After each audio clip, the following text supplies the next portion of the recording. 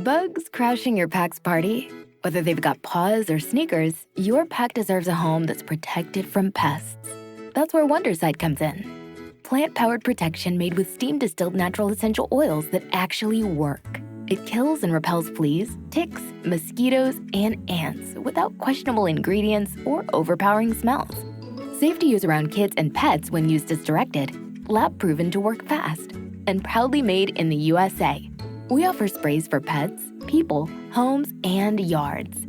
Plus, spot-on treatments, collars, and even shampoos. Whatever your pack needs, we've got it covered. Founded by a pet parent looking for a better way to protect her dog Luna, Wondercide's now protected over 21 million lives and counting. You might have even seen us on Shark Tank. Go to Wondercide.com and use code WONDER20 for 20% off your first order. That's WONDER20 at Wondercide.com. Wondercide. Protect your pack with plant-powered Wondercide today.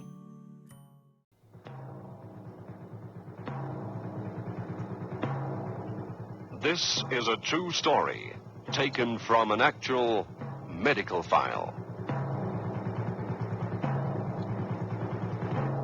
A little while ago, I attended a symposium on the problems contingent upon chemotherapy. That's the treatment of disease with chemicals, drugs. And not surprisingly, many of the speakers turned their attention to the problems of drug abuse. This was of particular interest to me because at the time I was trying to help a young friend of mine who was a drug addict. My story tonight is in reality her story. It's a story I've called Broken Doll.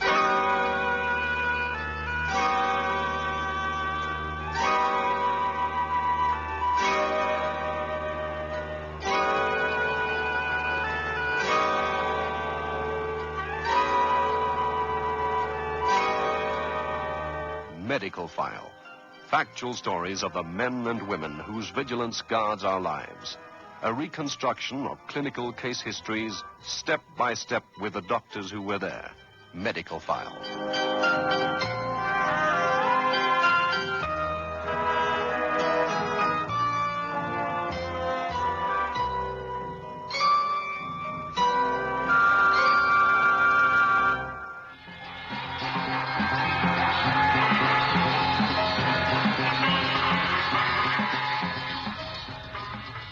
My name's June. I'm a drug addict. It's not an easy thing to say. It's no easier to explain.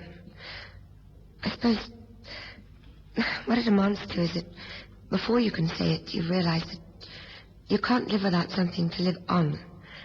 And then you come to see that you're not living at all. You might as well be dead. And if you're lucky, that's when you scream for help and someone hears you. I'm 20. And like a broken doll.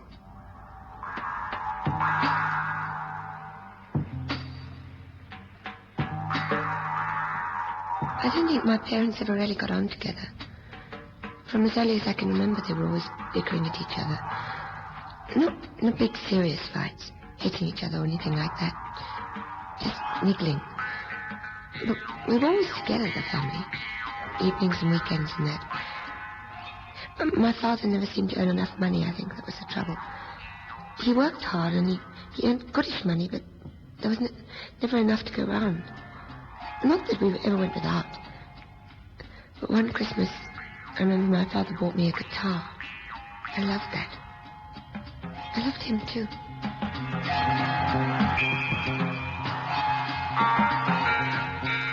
What exactly is drug abuse? What do we mean when we bandy around words like addiction, habituation, and dependence?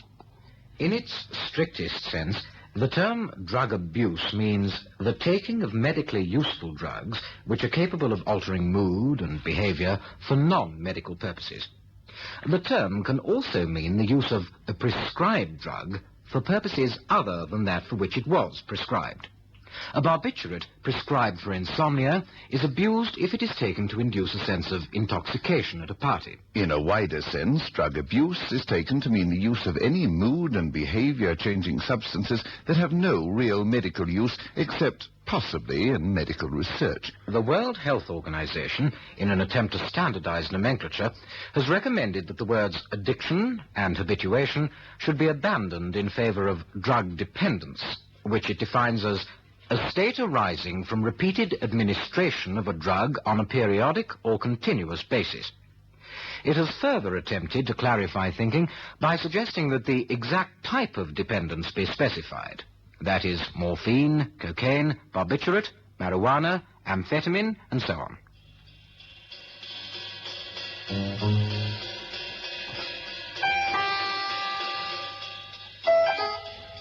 Things really came to a head in my first year at high school. It all seemed to get too much for my father. I didn't know he was in debt, and they were serving summonses on him. He was worried. I could see that. He used to talk to me about it sometimes. And one day he just didn't come home from work and nobody knew where he was, and he hadn't said a word to anyone. He just sort of opted out. Things were pretty bad at home. People were nice. My mother went out to work and she managed to keep things going. And she started drinking quite a bit when she was at home and that. There'd always been drink in the house before, but then it got pretty bad.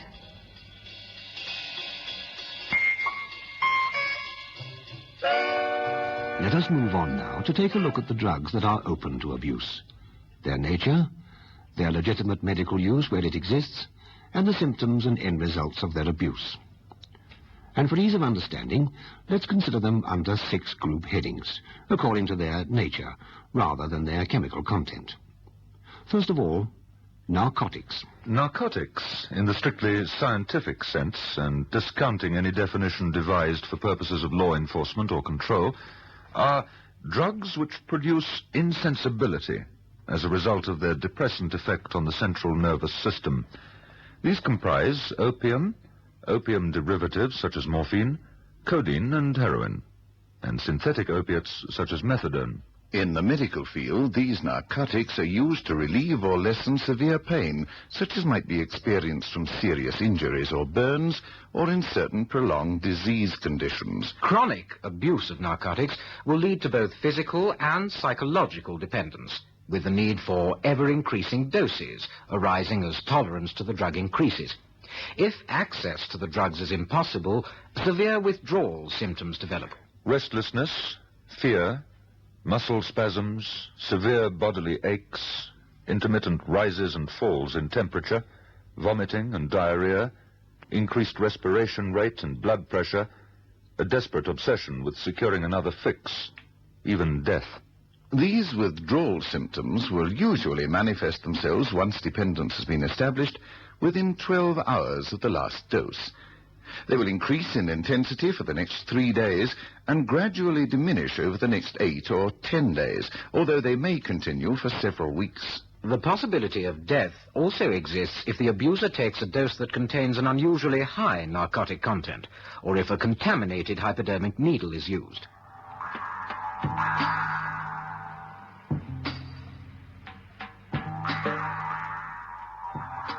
Mama always used to say that she'd never meet anyone else. She was still attractive, but she did have 3 children, you know, and she was still in quite a lot of debt. But she used to go out quite a bit, parties and that.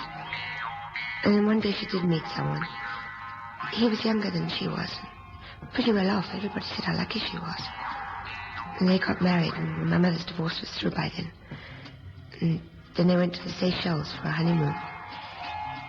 We children went to stay with some friends. But when the honeymoon was over, my mother didn't come back. We didn't see her again for 18 months.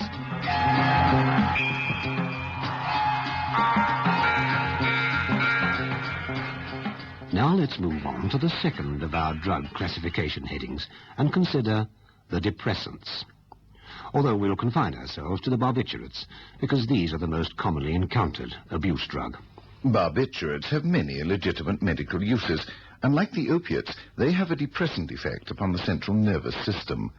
They're prescribed to counter serious anxiety states, high blood pressure, chronic sleeplessness, or in the treatment of epilepsy. They're also used by psychiatrists in the field of mental health.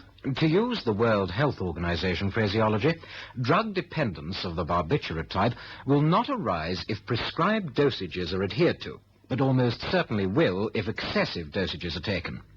The barbiturate abuser runs two grave but distinctly different dangers. In the first place, barbiturates are often taken with alcohol to increase intoxication, and this can be fatal, even to those abusers who have not yet developed any sort of dependence. And secondly, there is a definite possibility of death being caused by barbiturate withdrawal. Withdrawal symptoms usually manifest themselves within 12 hours of the last dose. Severe nervous tension, muscle twitching, insomnia, nausea, fainting caused by sudden changes in blood pressure. These initial symptoms are followed by a climax which often induces dangerous, sometimes fatal, convulsions and a period of mental confusion, delirium and hallucinations.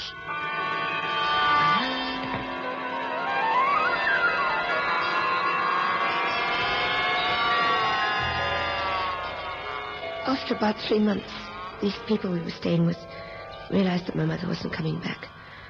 They didn't really want us. Why should they? They had enough problems of their own.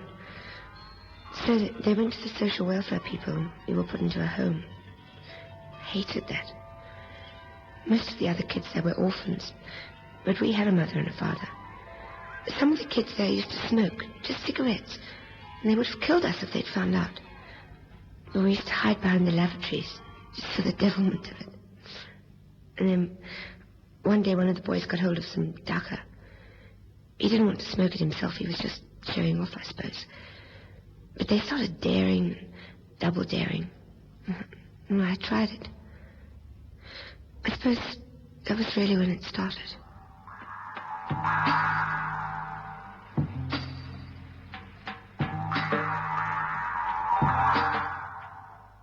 Narcotics, depressants. Now let's consider what are loosely referred to as tranquilizers. In the broadest sense of the word, these are drugs that are capable of sedating or calming without inducing sleep. And unlike barbiturates, they can reduce tension or anxiety without impairing mental or physical alertness. The abuse of tranquilizers has been described by more than one writer on the subject as a middle-class phenomenon. It's not as widespread, for example, as the abuse of barbiturates, although chronic abuse can result in similar physical and psychological dependence.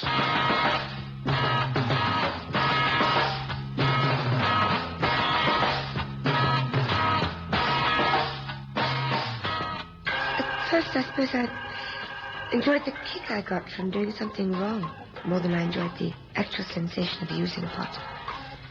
The other kids sort of looked up to me as though, well, you know, most of them were scared to try it themselves. The only thing was it may grow on trees, but it wasn't free. I knew where I could get it if I had money, but you don't find rich kids in orphanages. So that was when I started to steal. I used to get into town whenever I could.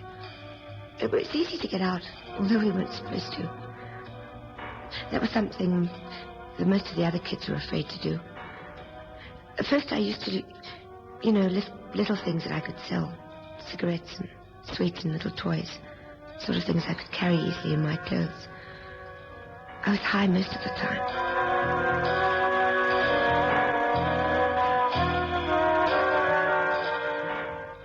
From tranquilizers to stimulants. These are drugs which directly stimulate the central nervous system to cause increased alertness, wakefulness, and general zest. Under this heading, we're mainly concerned with amphetamine and its related drugs, such as methamphetamine or benzphetamine. Medically, amphetamine-like drugs are used in the treatment of various mental disorders because of their mood-changing properties. There's little evidence that abuse of these drugs will lead to a physical dependence or, for that matter, in any serious physical damage. There is no doubt, though, that the amphetamines can produce a very serious psychological or emotional dependence, with withdrawal symptoms of a grave psychic nature. Strictly speaking, cocaine should be considered under this heading of stimulants. When abused, it causes the same excitability, talkativeness, and sense of euphoria. And again, although it does not produce any physical dependence, it can cause serious psychological dependence.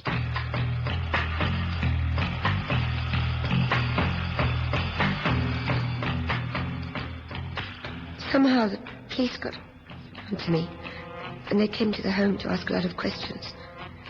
And I was in trouble for the first time. Somehow they managed to find my father. He was living not far away all the time, and he came to fetch me. He said he'd look after me. They were happy just to let me go. I think they'd had enough of me. My father blamed the people at the home for letting me get into trouble. He said I was all right. It was good to be back with him. I always loved him.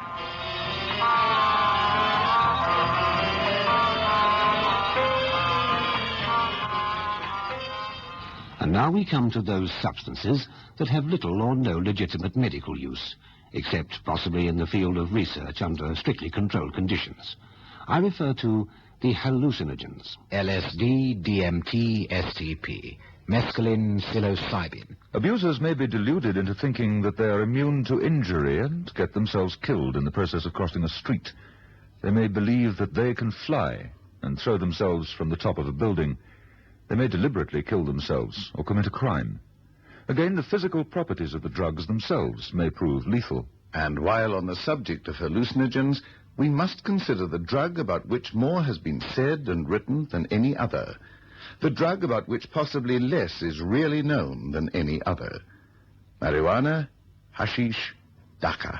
The mental effects of marijuana include a sense of euphoria, a distortion of the senses, accompanied by a heightened flow of ideas.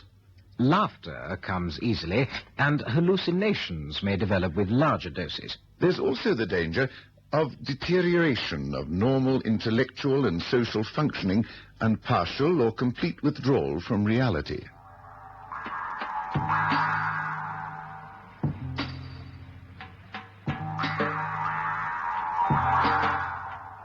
It was super being back with my father for a while. I didn't smoke or anything. But after a while he began to realize that he'd taken a lot on. He had a life of his own he wanted to lead. One night I asked a few of the kids from the school where I was round to my place for a party. It wasn't going to be anything special. But we had some wine, and one of the boys brought some goofballs, and I tried them. I was grooving, really belted. And after that there was a big thing. I was hitting them all the time. My father thought I was ill. He told me I should see a doctor. And I said I would. And later on he found the barbs I was on, and I told him they were what the doctor had given me. He believed me. Then, once when he was out, I was all alone. I really hit. A lot of wine, too. And when he got home, I was in a bad way. And that was the first time I went to hospital.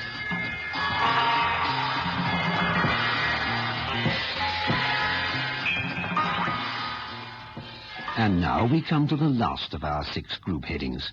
And paradoxically enough, we turn to non-drugs experienced in drug abuse circles. These are loosely known as the solvents, the fumes of which are inhaled to induce a feeling of euphoria, release, intoxication. These are glue, lighter fuel, petrol, or ether. And severe problems can result from the practice of sniffing these fumes. Apart from the obvious dangers of dizziness, stupor, nausea, over-intoxication, and so on, there is a possibility of death from suffocation, the onset of psychotic behavior, anemia, and damage to vital bodily organs such as liver, heart, the blood, and the nervous system.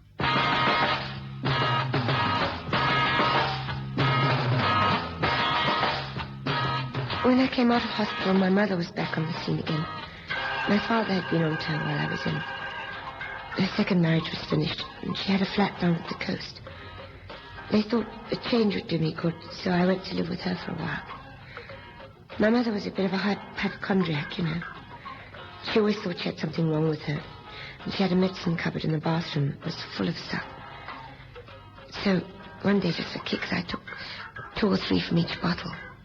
I didn't know what half of them were or what they were for, but I took them. I was flying. And that was my thing for a while. I used to just go into a pharmacy and buy things. Anything that I could get without a prescription. And I used to mix them up and just hit. My mother found out in the end, and she went into a rage. She said if I didn't stop, she'd have me put away again. And I was even high when we had to ride. Just ran away. Didn't care.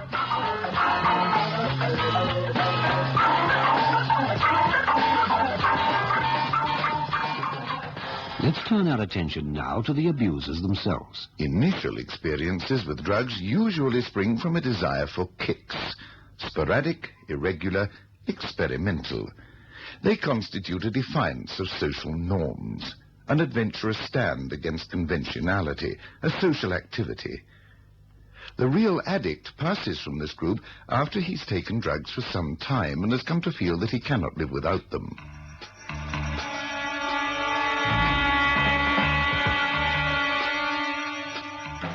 I found somewhere to stay. It's probably a lot easier than you think just to get off the scene. There was a whole crowd in one house. There were all sorts there, some heavy, some not so much. I used to just sleep a lot. It was nice knowing they were all there, but they didn't come into my life much. There was a boy there. Oh, he couldn't have been more than 20. He was on acid, LSD. I didn't want anything to do with that, but I was back on barbs. I was happy, and yet, in a funny sort of way, I wished that somebody would come and find me, look for me, tell me that I didn't belong and take me away. And when they didn't come, I thought it would be a good idea to kill myself. I deliberately took a massive overdose, but one of the other kids there caught on and they got me to hospital. Maybe in a funny way they did care after all.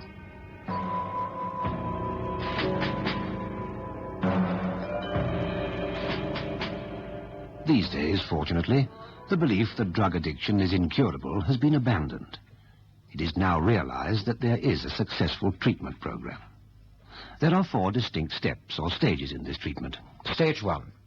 Initial detoxification. This is only properly accomplished under strict supervision in a hospital or specialist establishment. Stage 2. Psychiatric assessment and treatment. It must be established what psychological or emotional factors are predisposing the abuse of drugs. Stage 3, medical aftercare. Once the abuser has been dried out, if one may borrow a term used in the treatment of alcoholism, there will be highly specialized pathological aspects that need careful supervision. Stage 4. Guidance and support during the critical period of return to the community at large. Environment, drugs, friends, and pressures will not have changed as he or she will have changed. It's possible that several years could elapse before the word cure could be used with any certainty.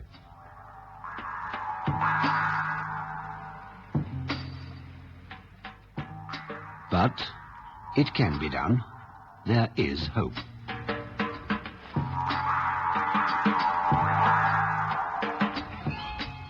I only had one bad experience after I came out of hospital again.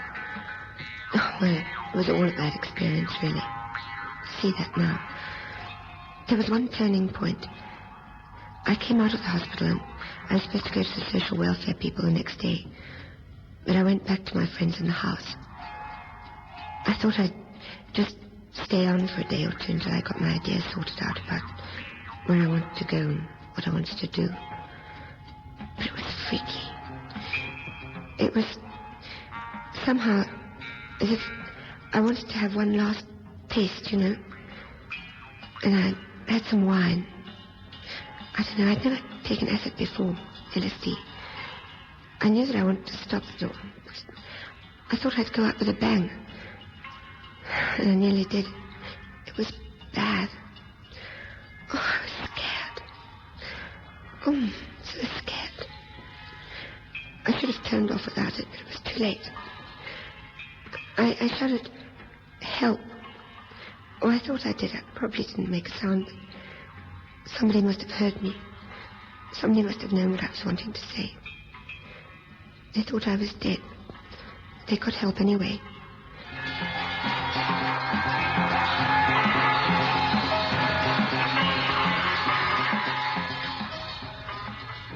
My name's June. I'm a drug addict. It's not an easy thing to say.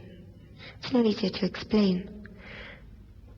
I suppose what it amounts to is that before you can say it, you realize that you can't live without something to live on. And then you come to see that you're not living at all and you might as well be dead. And that's when you scream for help. I was lucky. Somebody heard me.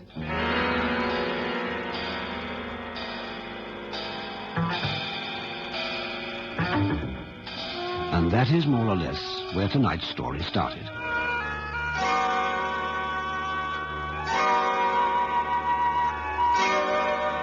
Medical File, the documented story of the men and women who in hospitals, research centers, and lonely surgeries guard our lives. Listen again next week for another true story from Medical File.